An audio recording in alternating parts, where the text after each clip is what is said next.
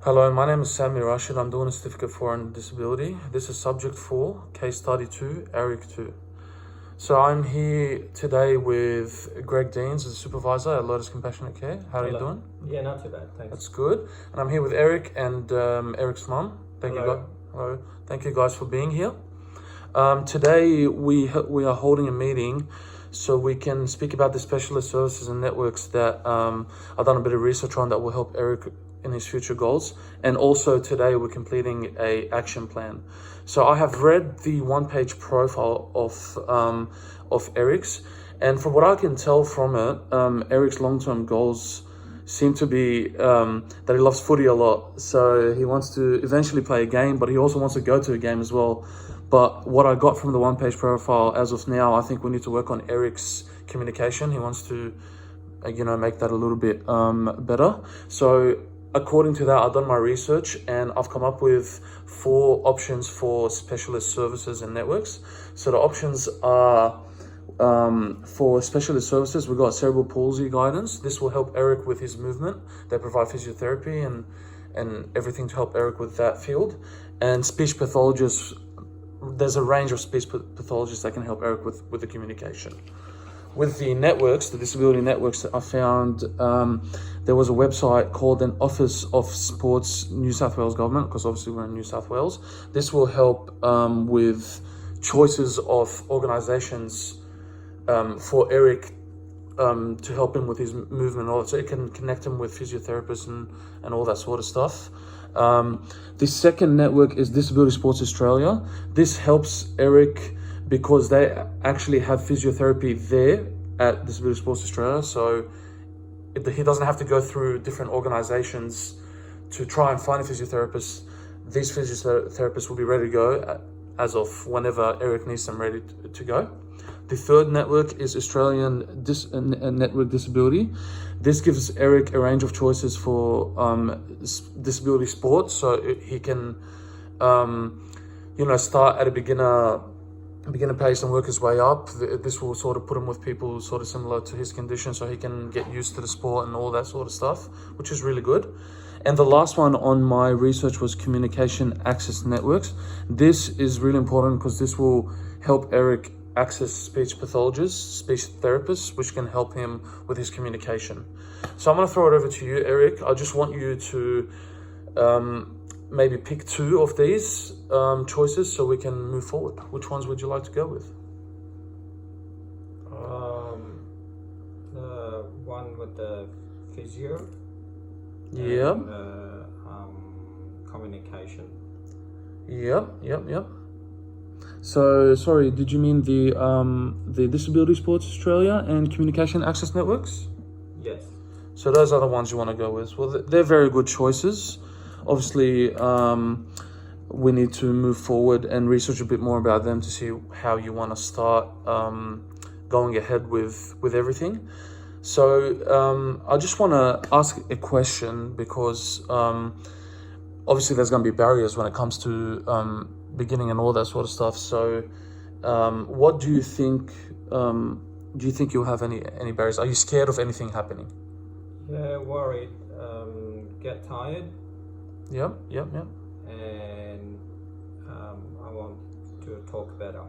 Okay, well that's good. So obviously with speech, I think some barriers that comes with speech would be maybe frustration, because Erik struggles with his speech. And a way to overcome those, I think, would be maybe we can help Erik find a more patient therapist that can,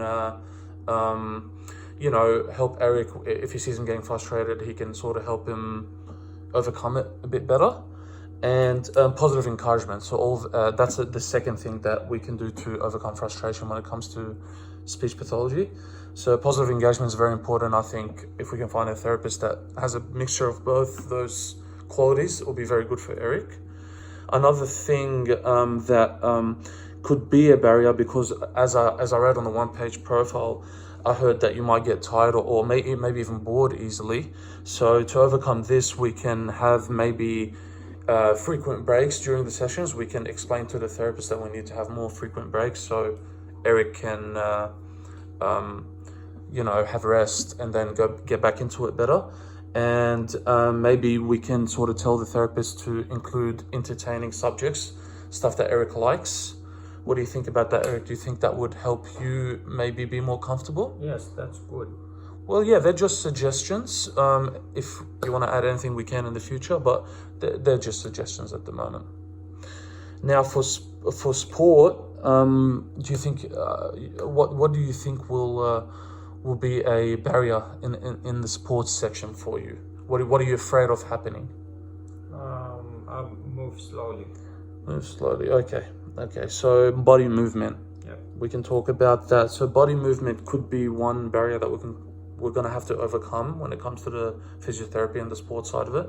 So to overcome this, we can speak to the company and get a tailored physiotherapy just for Erik, so he can help with maybe stretching, stuff like that, which will help Erik further in achieving his goals. And another way we can help Erik is aiding with his movement, which helps his movement in the future. These two together will help Erik progress further into his progression to overcome his goals, which is really good. And another thing as well, referring back to the one-page profile, I think you said you get tired sometimes quickly. Yes. So with getting tired, to overcome this, obviously we're going to have to talk to the physiotherapist and say that we need frequent breaks. This will help you, Erik, to rest and then get back into it, and it will help you further along the track.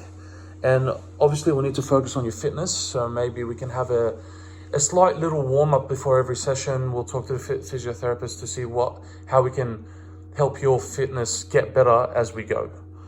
So the action plan here moving forward that we've written, so according to you guys, Erik, you and Caitlin, we're going to go with Communication Access Network and Disability Sports Australia, correct? Yes. That's very good. So over here, we're going to help communicate better, speech therapy is going to be the way to go, and we're going to do that once a day, once a week, which is good.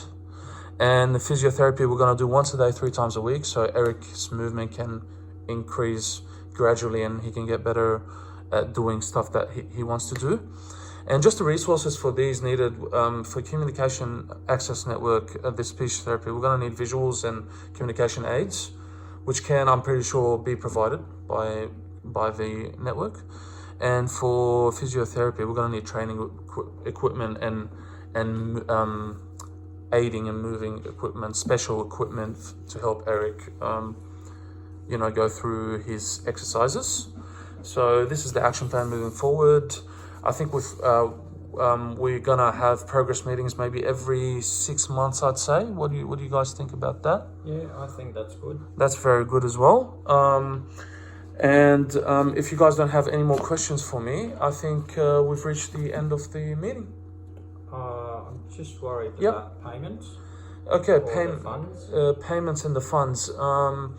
Well, we can help you find ways around that to go through with. We've got to go through with Communication Access Networks and Disability Sports Australia to see if they have any sort of funding that they sort of have a funding help for you guys when it comes to payment. Yeah, well, I am prepared to pay for Erik if I need to. If anything is not funded, I'm very happy to pay the difference. Okay, well that's good to hear. We can also communicate that through to them that you're happy to contribute with that. And thank you guys for coming for the meeting. Thank you. Thank you.